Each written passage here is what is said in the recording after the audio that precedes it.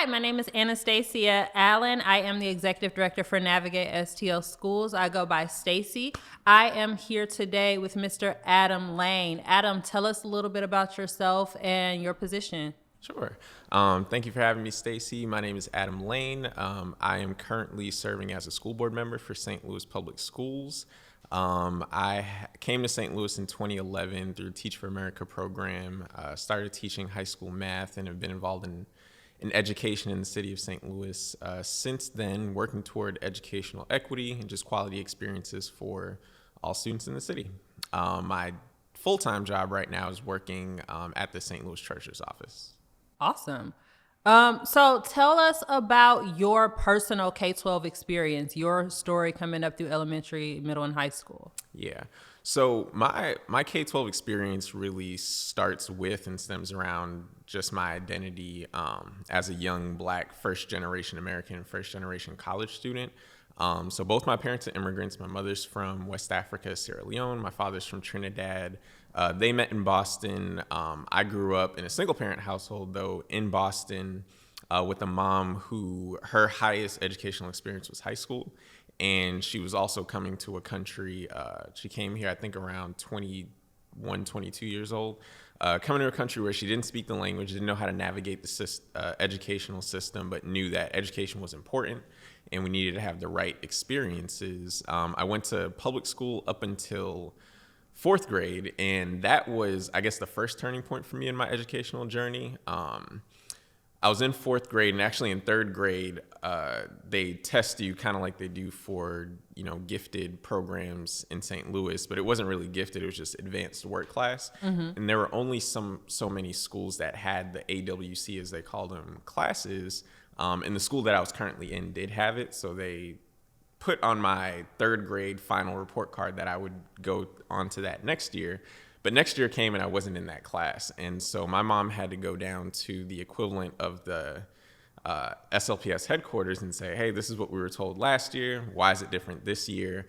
And her main thing is she knew that I deserved to be in those classes, and that she also knew statistics around students, especially young Black boys who get bored in class, and instead of getting their talent tapped into or their minds exercised, they play around, they get in trouble, not because they're not smart, not because they don't have potential, but because they're bored. And she didn't want that happening. So she pushed and made sure I got into that class in fourth grade. But that was my last year in public school, because she was frustrated with the system, frustrated with that experience so much that she didn't want to have that experience anymore.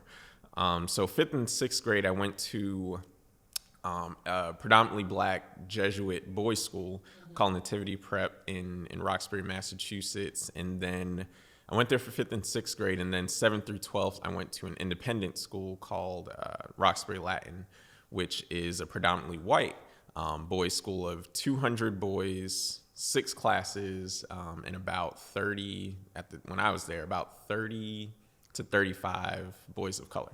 Mm-hmm. So that was a dramatic shift. And I would say that first experience in third, fourth grade was the first shift. The second one for me in my educational journey was my first year at Roxbury Latin. And I remember coming home, because I lived in low-income housing in Boston. I remember coming home off the bus, because we didn't have buses, so I was using the public bus to come home. And with my friends that lived in the neighborhood that I lived in and looked like I did. And I'm carrying this really heavy backpack, and like my back's breaking, and I'm really frustrated with it and just mad that I have to like carry this thing, for an hour back to school and an hour from school. But then I finally zoomed out from that experience and realized that my friend didn't have a backpack at all. Mm-hmm. And so I asked him, like, where do you keep your homework? And he said, he pulled out a piece of paper from his pocket and said, well, this is all I have for the week. So that was, I would say, the second turning point in my educational K-12 experience that let me know that I was afforded different opportunities for no reason that made me special. But I was lucky to have that opportunity. I was no smarter than the people who lived next door to me. I didn't have any advantages other than the fact that my mom knew about the school, wanted me to apply, and they happened to say yes. So those two pivot points in my K through 12 experience really fuel, what I do today. And my goal in just making sure that, all students can get a quality education and they don't have to be lucky to get that, and making that the norm, not the exception. I like what you just said. Like, you shouldn't have to be lucky to get a good education. And so you kind of hinted at it a little bit, but how have all of these past experiences led you to where you are today as a former teacher, as a school board member? Yeah, they all play a very important part. Those two experiences were pivotal for me. I went on to college in DC. I went to George Washington, and I was in the business school, and I was studying finance. And I was just naturally good at math. But I thought that, all right, those experiences were those experiences in high school that can't possibly translate to college. I wasn't consciously thinking that, but I'm like, oh, this might be different. But I remember my first coming back second semester, a lot of my friends, again, the ones who looked like me at this PWI, didn't return or didn't get the credits to continue because they couldn't pass their math classes. So just getting there wasn't enough. It was a preparation too. So that definitely was just another reminder, a very present reminder that the system is not set up equitably. And no matter how far we continue to get, we're still at disadvantages. And then when it came to finance, I did like finance internships, but I also tutored in DC. And I liked the tutoring more than I liked the finance internships. And probably around junior year, I realized like Wall Street banking is not where my passion lies. And then I found out about TFA. Literally my senior year, I was at an award ceremony. I got the MLK Service Award from GW, and a classmate of mine who was getting the award, his TFA recruiter was there. And at that point, I'd never heard about it. No one had ever recruited me. But he talked to me after the celebration. And then probably about a week later, we met up to talk more about the opportunity. And then I ended up applying probably that month, getting in and starting the journey that summer.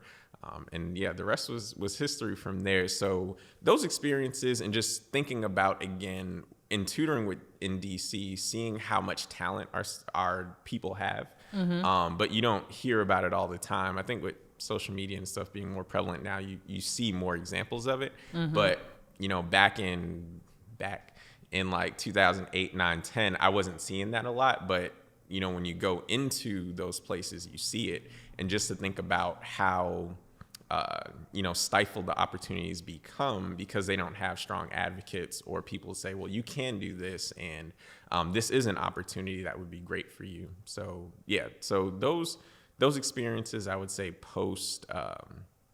in undergrad, definitely kept that passion for me, and then joining Teach for America. Awesome. How has your experience as a teacher informed your role as a board member for St. Louis Public Schools? A lot. I think back to my first year, I wanted to, and again, with everything that I said before, I'm like, I want to be a champion for my students. I want to keep the bar high, let them know that, I'm going to set high expectations for you, but I'm also going to help you get there. But then also coming to grips with the reality that, I was a high school math teacher, and I'd be teaching juniors and seniors trig and pre-calc that hadn't passed Algebra 1. So this was the reality that I was dealing with. And the first thing that comes to mind is who's to blame. Do I blame their 10th grade teachers? Do I blame the 9th grade teachers? Do I blame the middle school? And, going down that line, I also had to realize, when teachers got these students in middle schools, there were gaps. When, these students started in elementary school, there were gaps. And going all the way back to, I think it's the word gap that we talk about, it's almost like at birth, because of the socioeconomic factors, the system of systemic racism, we have these disadvantages and roadblocks that we have to overcome, and that our students have to overcome. So it's like, where does it start? How deep do we go to be able to make those changes? But realizing that definitely set me on this trajectory to say, like, while I love teaching, I know if I want to make the change or begin to turn the wheels for change that I want to do, it's not going to happen just in the classroom. And so that led me to be more cognizant of the whole system at play and not just what's going on in Mr. Layne's math classroom. So knowing what teachers of EOC courses were dealing with, knowing what the freshmen, the teachers who were teaching freshmen primarily, what the gaps they were seeing in the schools. I'm gonna pause you one second. Yeah, EOC, everybody doesn't know. Oh, EOC, so end of course exams. Okay. So these are, basically when we talk about district data, it's not just what grades are the kids getting, but how are they doing on their tested courses for the core content, so math, English, social studies, science, things like that. And they don't have them every year, but 10th graders might take science, 10th and 12th might take science, 9th they'll take math, so on and so forth. Oh. Where was I? And yeah, so just being cognizant of the greater system at play, seeing how teachers were supported, looking at what the curriculum support looked like for teachers, getting involved in helping with the summer district curriculum writing, which a lot of teachers will get involved with in the summer between years. So looking at all those things and then just talking and learning from the teachers, that was the biggest thing for me. We had a pretty strong school culture at Clyde C. Miller, and the teachers that were there, knowing I was a new teacher and knowing I was a young teacher, really imparted a lot of knowledge and wisdom to me that I felt helped me become the teacher I needed to be, and also the advocate that I attempt to be every single day. Awesome. So what are some misconceptions that you think people might have about the public school district and the public school board? And what are some things that you think might even be helpful for us to understand as some of these larger conversations are happening in the context of SLPS? Yeah. I would say as it relates to the districts, I think the biggest misconception is that no student can go through SLPS and get a quality education. So I think that any student can go through SLPS and with the right supports, going through the right pathways, can get a quality education. And I don't just mean at like a metro or a collegiate or a Kennard or a gifted school. I think we have great teachers. I think we have great principals and building leaders, and obviously great students. I think the issue is that every student can't get a quality education. And the deck is stacked against us as a district that serves majority students of color from underserved populations, or underserved zip codes, and zip codes that have been historically disinvested in over St. Louis's history. And that brings a whole slew of challenges that teachers have to face, that curriculum writers have to face, and that we have to face because we're a public district under the thumb of the state, so to speak, financially and how we work. That doesn't allow us to be as flexible as we need to be, or hasn't in the past, but that's something that I'm trying to work with my fellow board members to understand. Yes, we have certain things that we have to do, but we also need to make sure that we're tailoring it to the population that we serve, and really taking a deep look at what are the equity implications of what we're doing now and how that leads to closing the gap later. So yeah, I would say that's the biggest misconception, I would say, of the district. And I think that is rooted in just how St. Louis is. And we think about what we know and how it's always been. So like Roosevelt has always been X, or Vashon has always been Y. And we don't often hear about or know about all the great things that are going on at those schools, like the fact that Vashon has a thriving chess program, the fact that we have full service schools, which people would call community schools, where they can students can wash clothes, where parents can come in and actually go to the school's food pantry and get food and supplies that they need, toiletries and everything, without even their student knowing about it, and just really serving the whole family. So there are great things that are going on that we definitely need to replicate and do a better job of providing those resources. But yeah, I think that's one of the biggest misconceptions of the district. And then I would say that the biggest one for the board is that a lot of people think that we make the plans. And it's like, all right, the board decided to do this, and we really more so approve it. And if we don't like a plan that we get presented with, we have the opportunity to say, well, we don't like these aspects. Can you show us this? But in terms of like actually drawing out the logistics, like we're not the architects. And it's also not our role as governors, but it's our role to review the architectural drawings and say, all right, we like this, or we want more doors here or more windows there. But yeah, that's so in thinking about like what is our role, I think that's probably one of the biggest misconceptions. If I could add one more, I think that people don't talk to board members enough. Like I'm an open book. I ask people to, give me a call if you need to. If there's something you think I need to know, let me know. And I get a lot of calls, and they're not often just like, oh, I have a problem with this principal, or I have a problem with this person in the district. Sometimes those happen. But the way I look at it, I'm also not going to take that and say, all right, well, we need to get rid of this principal, or we need to do this at this school.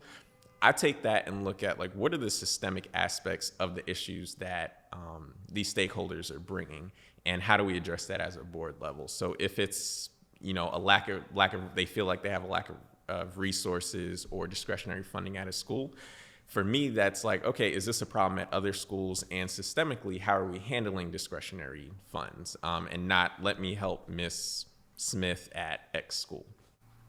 That's fair.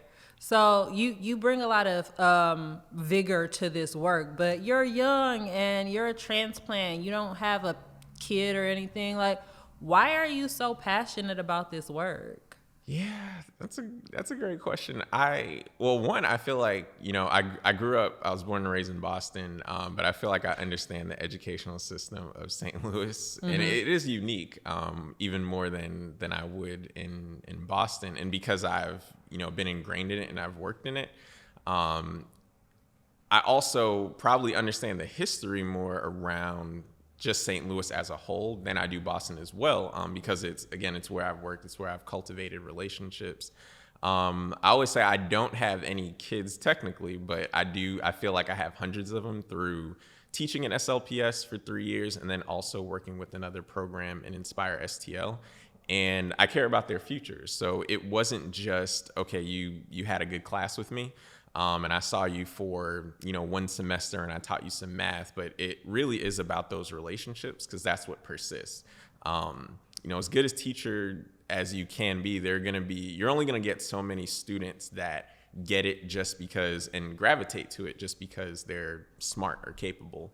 But building those relationships is how you get students to care about what they're doing, and care about like where they're going. So I still keep in contact with a lot of my students, and they're growing up, and even the ones who have maybe started college but didn't finish, we work on like plans for getting them to finish if that's what they want to do, or figuring out ways they can advance their careers. So for me, it's just about those lifelong relationships. That's why I care. And I feel like we have the largest district in the region, the largest public district, and these are our future contributors to St. Louis society, and we want them to stay. We want them to make the city great. They have the talent. We want to just provide the resources to make sure that's true. Yeah. So you mentioned something a little bit earlier. You said that if a student goes along the right pathway, then any student can be successful in SLPS. What advice do you have for parents or community members that honestly just feel distrustful of the current public school system, given the restructuring and the reputations, if you will, of specific schools? Like, how do you provide some sense of comfort or understanding for those families who just don't trust it? Yeah, I don't want to oversimplify, but I would say like find someone you do trust within the system and see what advice that they can give you. It's not perfect, and in working with Inspire STL, we worked on placement because it is about right fit, and we worked with students to get them into the right fit high school. And part of that was touring the high schools ourselves as staff members to learn what they're all about. And I haven't toured a school yet that says we have it all together, this is perfect, everything's going great here. Like, everyone's working on something, and so is the district. And we're both facing as a public district, we're facing, population decline that is real. And we want to make sure we offer the best resources to our students. So, oftentimes that does come out of conflict, and we did have the 7 schools that did close. And that was tough. And I don't think any board member wanted to make that call, but we felt that in making that call, we can move forward to provide the best resources that we can. In terms of trust, I think with any company or organization that's large, it can seem like there are tough barriers to entry. And that's why I say find someone you trust, reach out, and then find organizations like this one that can give you information about what would be the right fit for you in a school. I think schools will tell you, they're going to show their best self. And I don't think they should not. And they're not being dishonest, but they're going to tell you all the wonderful things about the school. But that doesn't, even if I list 10 things that are great about the school, that doesn't mean it's the right fit for my student. So I think finding organizations or students or faculty members who have been part of a school culture to really find out about, is this the best place for me, is I think the best way to go about that. That's so awesome. So you've mentioned several times you're a young board member, you're new to the board.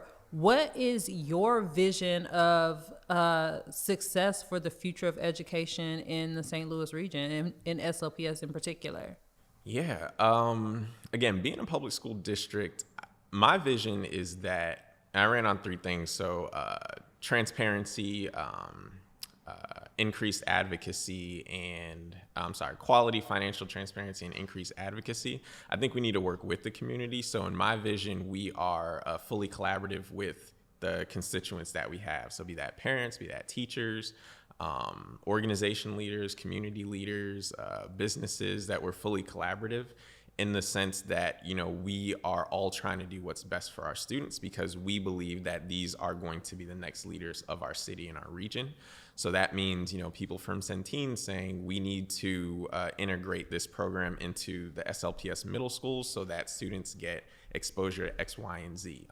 And we don't do that because it's something we can write off as goodwill or a tax break. We're doing this because we want them to work here one day. And it's not just the, $26,000 a semester high schools that are out there, but it's, the students that make up the bulk of this city. So in addition to that, just really students having the highest quality educational experience. And of course, that means academics that are super rigorous and meet students where they are and close that gap. But I also think it means experiences within the school that make them love learning, and make them feel like they are tapping into their greatest potential and allowed to show that potential. That's really good. I think that transparency piece is really important, but also, like you said, bringing those businesses in, because we had the opportunity to speak with several people on the podcast, and one of them mentioned that sometimes students just have trouble seeing what they can be. So building those collaborations with corporations in the region, I think, is super important. What is one tool that you think that every family needs to know or have in order to be able to successfully navigate the K12 experience?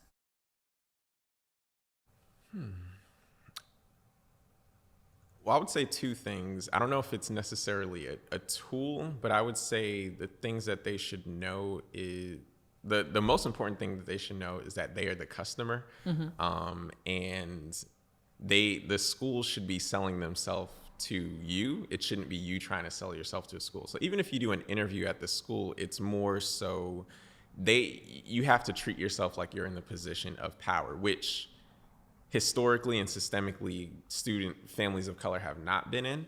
But that means like asking questions and asking as many questions as possible, finding out as much as possible about the school, the good and the bad. I would say that that would be the first thing. So don't think like the school is doing you a favor by letting you in. It should be, I'm doing the school a favor by sending my quality, talented, amazing child here. And I think that mindset shift is key and should be first and foremost. And I would say the second thing is just knowing as much about your child as possible. Of course, you're a parent, you know your child, but really knowing what their interests are, and allowing them to explore those interests so that they know what their talents and what their strengths are. And to me, it's not just like, oh, I took this online test and now I know what I want to be later, but really just knowing just more about themselves so that they can, because fit does matter. Not every student can go to Metro just because it's number whatever in the state. That's great and everything, but that doesn't mean every student's going to be successful there.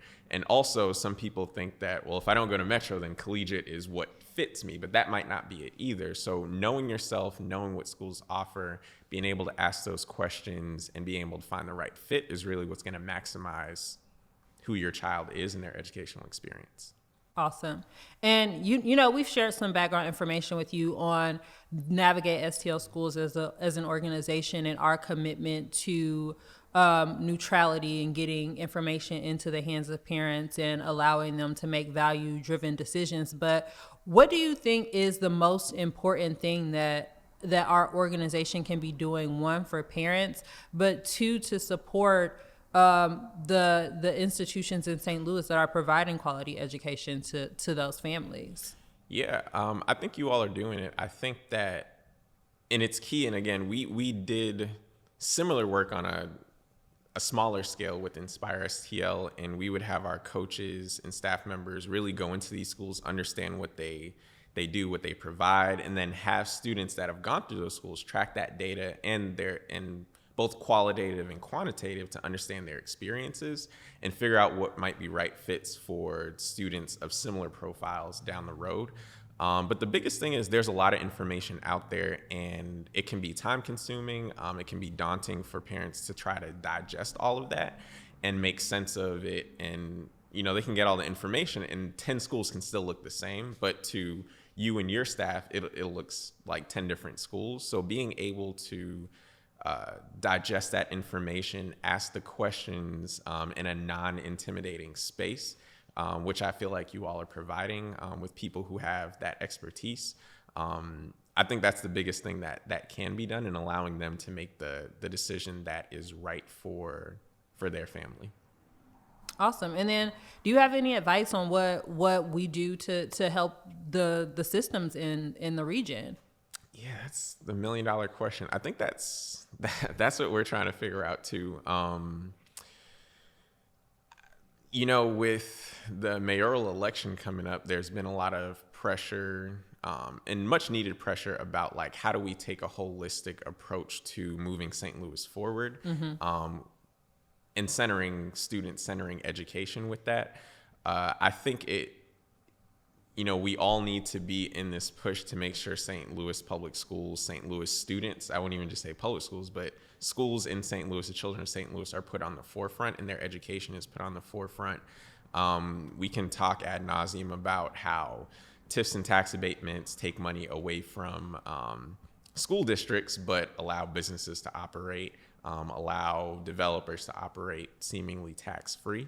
But that's money, those are resources that can be reinvested in the schools. So it's one thing we were talking about the example with the companies, one thing to say, all right, well, we're not going to pay those taxes and we're not going to provide opportunities unless, of course, they just go through K12, they find a way to make it out, and then maybe we'll hire you if your resume looks good. But being intentional and being, I would not even on the same page, but being collaboratively intentional about how we make sure that the K-12 population is set up for future success. Awesome. Thank you so much for your time, Mr. Layne. We really appreciate you taking time to talk to us, and we look forward to ways that we can collaborate more in the future. Absolutely. Thank you so much. Thank you.